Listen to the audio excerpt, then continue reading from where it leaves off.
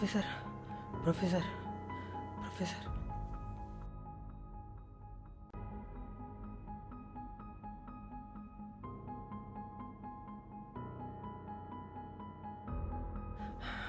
Professor professor professor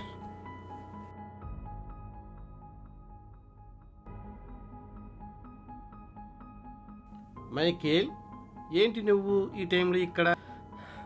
sir అది అది sir cool అవ్వు మైకేల్, ఏమైంది? సార్ అది ఆత్మ సార్, ఒక ఆత్మ. ఆత్మనా? అక్కడేమీ లేదే. సార్ అది అది ఓకే ఓకే మైకేల్, ఇంట్లో పిల్లలున్నారు, ఫార్మ్ హౌస్ పోయి మాట్లాడదాం. సరే సార్ సరే. 1 మినిట్ మైకేల్, ఇప్పుడే వస్తాను.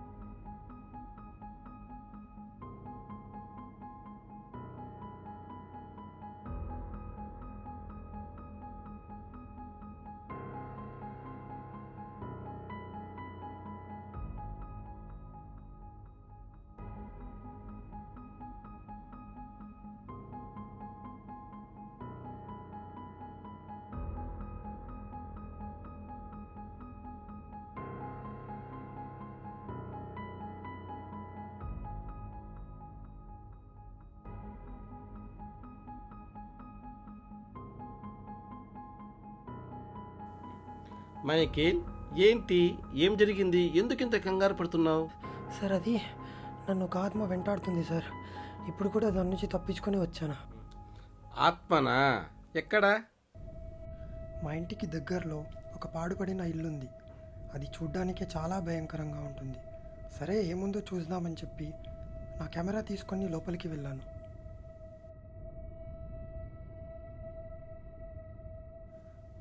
అక్కడ ఆత్మలు కనిపిస్తుంటాయని, ఏవేవో శబ్దాలు వినిపిస్తుంటాయని అక్కడ ఉన్న చుట్టుపక్కల వాళ్ళు చెప్పుకుంటుంటారు. ఆ చుట్టుపక్కల ఎక్కడ చూసినా నాకు ఏ ఒక్క మనిషి కూడా కనిపించలేదు. ఆ నిర్మానుష్యంగా ఉన్న ఆ ఇంటిని, ఆ ప్రదేశాన్ని నా కెమెరాతో ఫోటోలు, వీడియోలు తీశాను. సరే ఇంకొంచెం లోపలికి వెళ్ళి చూద్దామని చెప్పి నా కెమెరా తీసుకొని అలా వెళ్ళాను. తీరా ఇంటి ముందుకు వెళ్ళి ఫోటో తీస్తున్నప్పుడు నాకు ఒక స్మెల్ వచ్చింది. ఏంటబ్బా అని అటు ఇటు చూస్తే నాకు ఏమీ కనిపించలేదు. ఒకసారి కిందికి చూద్దామని కిందికి చూస్తే అక్కడ ఒక పిల్లి చచ్చి పడి ఉంది. అది ఎలా చచ్చిపోయిందా అని ఆలోచిస్తూ ఉండిపోయాను. సరే ఏదైతే అది అయిందని ఇంటి లోపలికి వెళ్ళడానికి ప్రయత్నించాను. అక్కడ వెళ్ళి చూస్తే ఆ ఇంటికి తాళం వేసి ఉంది. అందుకే కొంచెం ముందుకు వెళ్ళి కిటికీలో నుంచి చూడ్డానికి ప్రయత్నించాను. అక్కడ చాలా చీకటిగా ఉంది. ఏమీ చూడలేకపోయాను. అప్పుడే డిసైడ్ అయ్యాను, ఎలాగైనా ఇంటి లోపలికి వెళ్ళాలి అని. ఎక్కడైనా దారి కనిపిస్తుందా అని ఇంటి చుట్టూ చూశాను. అప్పుడే నాకు ఒక కిటికీ కనిపించింది. అది నాకు లోపలికి వెళ్ళడానికి వీలుగా ఉందని దానిలో నుంచి లోపలికి వెళ్ళాను.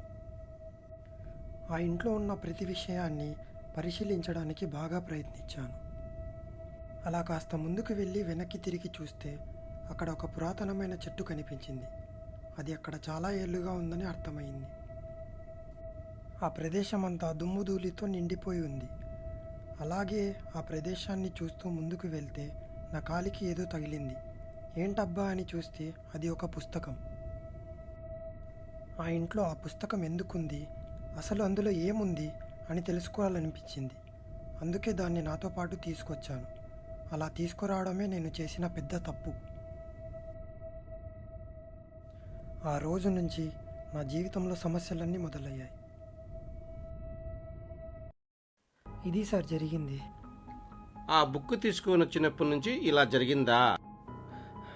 అవును సార్, ఏం చేయాలో అర్థం కాలేదు. అందుకే ఆ సమాధిని చూసిన వెంటనే మీ దగ్గరకు వచ్చాను.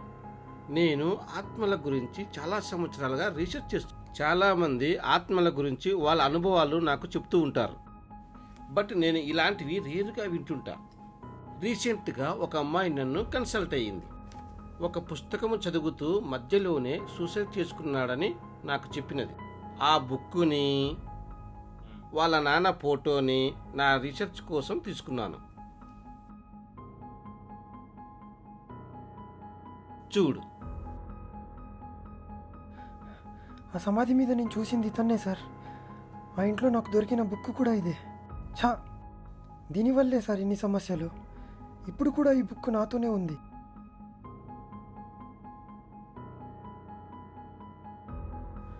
అంటే ఇప్పుడు అతన్ని చంపినట్టు నన్ను కూడా చంపేస్తుందా? మేబీ. అయితే ఇప్పుడు ఏం చేద్దాం సార్?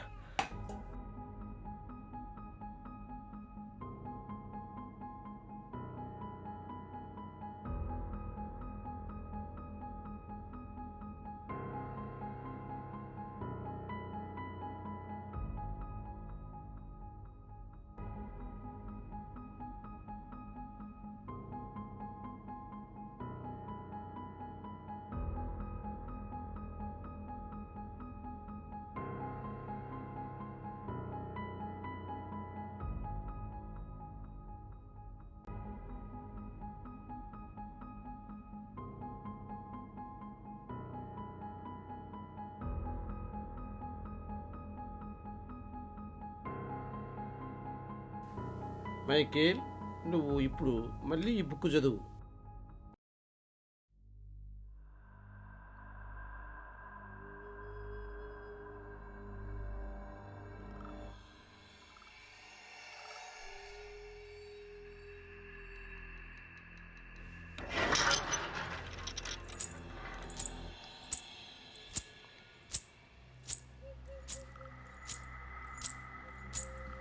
మైకేల్, నేను ఆపమన్నంత వరకు ఈ బుక్ చదువుతూనే ఉండు.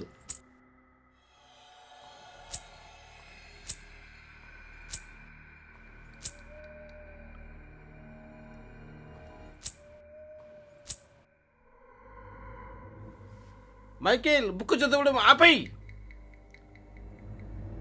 ఆపు.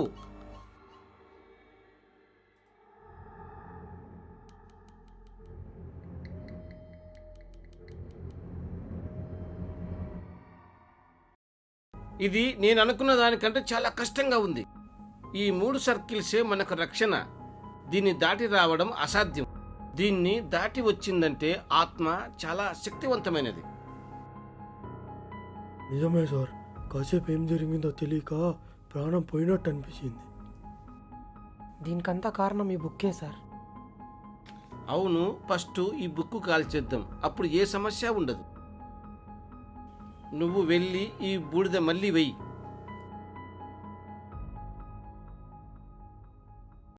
ఇప్పుడు నేను ఒక విషయం చెప్తాను, జాగ్రత్తగా వినండి. ఈ బుక్ ఈ సర్కిల్లో పెట్టి కాలుస్తాను. కాల్చడం మొదలు పెట్టగానే ఒకరి తర్వాత ఒకరు బయటికి వెళ్ళండి. ఇందులో మీరు గుర్తుంచుకోవాల్సిన విషయం ఏమిటంటే, మీరు ఒక్కసారి కూడా వెనక్కి తిరిగి చూడకూడదు.